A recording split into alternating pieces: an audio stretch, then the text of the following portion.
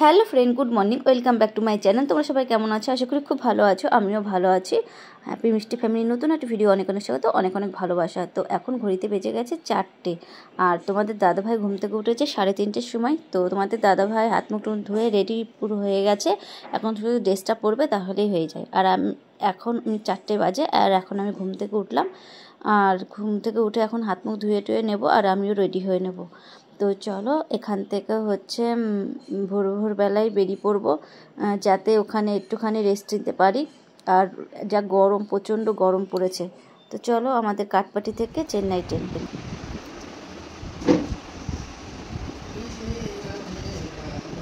চলো রেডি হয়ে নিয়ে পরে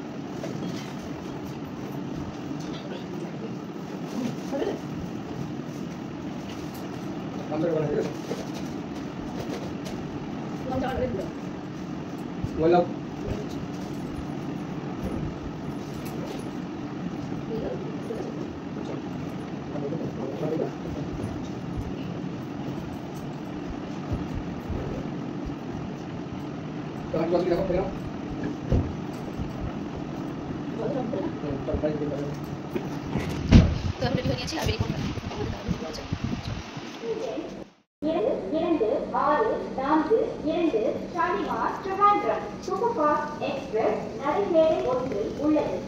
यात्रीगण कृपया ध्यान दें, गाड़ी संख्या 226।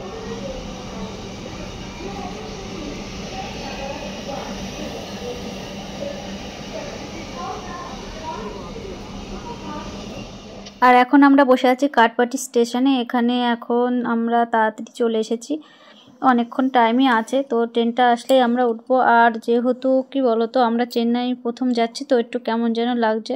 তোমাদের দাদাভাই ধরো আমাকে নিয়ে যাচ্ছে, তো একা একা তোমাদের দাদাভাই একবার গিয়েছিলো, মানে চেন্নাই হয়ে এসেছিলো হাওড়ায়, তো আমাকে নিয়ে প্রথম যাচ্ছে। তো আর এখানেও ধর কি বলতো, এই তামিলনাড়ুর এতে ভাষা বোঝে না, হ্যাঁ, হিন্দি ভাষাও এক এক সময় বোঝে না। তো কি বলতো, এটা তো রিজার্ভেশন না, জেনারেল কামরা।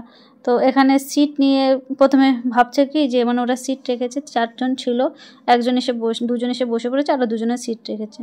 তো আমরা বলছি যে মানে শুধু ব্যাগটা রাখবো, সেটাই ব্যাগটা ঢোকাতে দিচ্ছে না এরকম। তো যাই হোক, আমি এসে প্রথমে ঢুকে পড়েছি, এবার ব্যাগটার জন্য মানে একটু ইতস্তত বোধ করছিলো। আর বেশিরভাগই ধরো ওই যে দুই পাশে আছে ওই দাদারা আমাদের সিট দিয়েছিলো, তোমাদের দাদা ভাইকেও দিয়েছিলো, আমাকেও সিট দিয়েছিলো, দুজনের দুটো। আর ব্যাগটা সিটের নিচে রেখে দিয়েছিলাম। তো যাই হোক, এখন দেখো আমরা চেন্নাই স্টেশনে পৌঁছে গিয়েছি। তো এই ফার্স্ট টাইম চেন্নাই দেখলাম, মানে স্টেশনটা। এখনও কিছু কিছু মানে জায়গা দেখবো আশা করি। তো চলো পরে দেখা হচ্ছে। স্টেশনে ভিডিও এইটুকুই করব, কারণ ব্যাগপত্র নিতে হবে। ব্যাগপত্র আমাদের ধরো তো দেখলেই তো 3-4টে ব্যাগ, 3টে, তো আর ভারী ভারী ব্যাগ। আর এখন একদম মানে ট্রেনটা থামবে। তো এখন দেখো আমরা স্টেশন থেকে বেরিয়ে এখন এই যে অটো ধরেছি। তো এই কাকুটা বললো যে 150 টাকা। প্রথমে আমরা তো ভাবলাম যে 200 টাকা করে নেয়, সেখানে হয়তো 150 টাকা, কিন্তু না, পরবর্তীতে বলছে যে মাথা পিছু 150 টাকা। তো এরকম কিন্তু অটোয় কিন্তু স্ক্যাম হচ্ছে খুবই। কারণ আমরা যখন হাওড়ায় পৌঁছিয়েছিলাম, তো একটা উত্তরবঙ্গের একটা বইয়ের সাথে দেখা হয়েছিল, একটা বোনের সাথে। তো বোনটা বলছিল যে আমাদের সাথেও হয়েছিল স্ক্যাম, কিন্তু ওদেরটা আবার বিশাল বড় ব্যাপারটা। তো ওদেরটা কি হয়েছে যে মানে অর্ধেক রাস্তা যেতে যেতেই বলছে যে তেলের টাকা ভরার জন্য টাকা দিতে। তো ওদের কাছ থেকে 400 টাকা নিয়ে বলেছিল, 400 টাকা। তো সেই 400 টাকা বলছে এখনই দিতে হবে, না হলে হচ্ছে যাব না, তেল ভরতে হবে। তো ওরা যাই হোক ভয়টাই পেয়েছিল, যে কারণ বলা যায় না কোথা থেকে কি হয়ে যায়, ওর জন্য ওরা 400 টাকাটা দিয়ে দিয়েছিল। দিয়ে ওই অটো ছেড়ে দিয়ে ওরা অন্য অটোয় করে ওরা হচ্ছে গিয়েছিল রুমে। তো যাই হোক, আর আমাদের তো এই অটো আলাদা বলছিল যে অনেক রুম আছে, আমি নিয়ে যাচ্ছি, নিয়ে গিয়ে দেখাবো, অনেক কম দামে রুম আছে, যেহেতু আমাদের রুম বুক করা ছিল। তো এরকম তোমরা স্ক্যামে যেন পড়বাই না, কখনোই অটোওয়ালাদের কাছ থেকে তোমরা একদম বলবা না যে আমরা যাবো, বলবা যে হ্যাঁ আমাদের রুম বুক করা আছে। তোমরা এসে একদম অ্যাপোলো হসপিটালের সামনে দেখবা বাঙালির রোড বলে আছে, ওইখানে তোমরা অনেক হোটেল পাবা, সেখানে বাঙালির হোটেল আছে, তোমরা ওখানে কোনো না কোনো এতে রুম পেয়ে যাবা। এখন রুমে চলে আসলাম। আর এই অটো বলে যদি অটোওয়ালা হয়, এটা অটোওয়ালা খুব ঝাড়ে, আমাকে বললো 150 টাকা কথা বলে, এখন বলে 300 টাকা। পেট্রোল সারা পান চলে গেল। এখন রুমে চলে এসেছি, এখন বেজে গেছে 8:15। ওদিকে তোমাদের দাদা কথা বলছে, তাহলে একটা অটো বলে দিস, আমি ওই এতে যাবো, ওই মেরিনা বিচ। আমি তাহলে জানিয়ে দেবো, ওকে আসবে, ওর সঙ্গে ওখানে যাবো, ওকে নামিয়ে দেবে, ঘুরবো, আবার আসবে আমাকে এখানে নিয়ে একবার স্টেশনে পৌঁছে দেবে।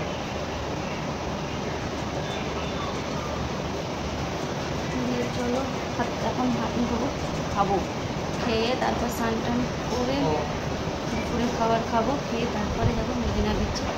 আমাদের সন্ধ্যে 7টায় আবার ট্রেন আছে, আবার নিয়ে যাবো। 3 বেডের রুম, একটা বাথরুম আছে, একটা হচ্ছে গ্যাস ট্যাস আছে। আর ক ঘন্টার জন্য থাকবো, তার জন্য এই রুমটা নিলাম, নাহলে নিচে আছে ভালো এসি রুম আছে, যাই হোক নর্মাল রুম হোক নিচে নিতাম, কিন্তু নিচে সব বুক আছে। আর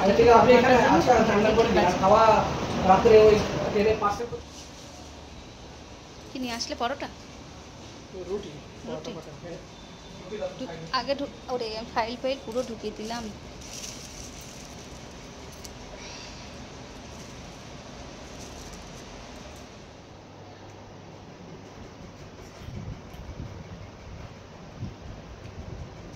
কত নিয়েছে রুটি? আমরা যে হোটেলটায় উঠেছি সেই হোটেলটা থেকে তোমাদের দেখাচ্ছি রাস্তার দিকে। তো এইদিকে পুরো একটা সরু গলি, ধরো দুপাশেই দেখো হোটেল আছে, আর এই যে এই রোডটায় দেখো মাছ টাছ সবজি বাজার দোকান টোকান খাওয়ার সব আছে এই রোডটায়। তো এটা হচ্ছে বাঙালি রোড। তো এখানে দেখো এই যে বিক্রি টিক্রি হচ্ছে। আর আমি বলছিলাম যে যেহেতু আমাদের হোটেল রুমটায় গ্যাস ট্যাস বাসন টাসন সবই আছে, তো ওর জন্য ভাড়াটা একটু বেশি নিয়েছে। তো যাই হোক, আর এসি হলে 1000 টাকা, আর এই রুমটা হচ্ছে 700 টাকা। আর যেহেতু ক ঘন্টার জন্য আমরা ধরো থাকবো, এসে একটু রেস্ট নেবো, একটু খাওয়া দাওয়া করবো, সকালে আর দুপুরে খাওয়া দাওয়া করবো, করে চলে যাব। তাও বলছিলাম যে রান্না করে যদি খাই, কারণ আমার তো ধরো সবই ছিল, একটু ডিম হোক বা একটু মাছ নিয়ে আসলে মাছ ভাজাটা আলু সেদ্ধ করে নিতাম, হয়ে যেত। তো তোমাদের দাদাভাই বললো যে না, ক ঘন্টার জন্য রান্না করে খেতে হবে না।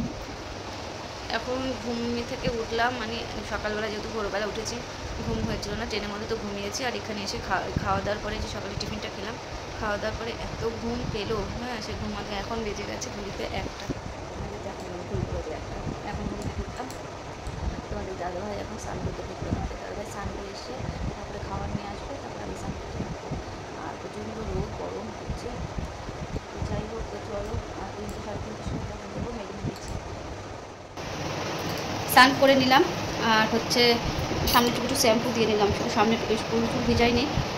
এখন বেজে গেছে ঘড়িতে 2:30। তোমাদের দাদাভাইকে বললাম যে তুমি খেতে বসো, আমি একটুখানি স্নান করে ঠাকুরটা প্রণাম করে নিই, তারপর খেতে বসবো। তো ব্যাক ক্যামেরায় দেখাচ্ছি কী কী খাবার এনেছে। চলো খাওয়া দাওয়াটা করে নিই, 4টের সময় বেরোবো এখান থেকে।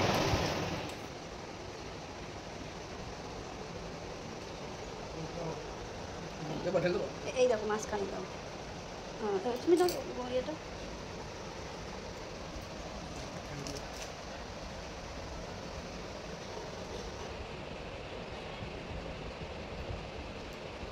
এটা কি সোয়াবিনের তরকারি?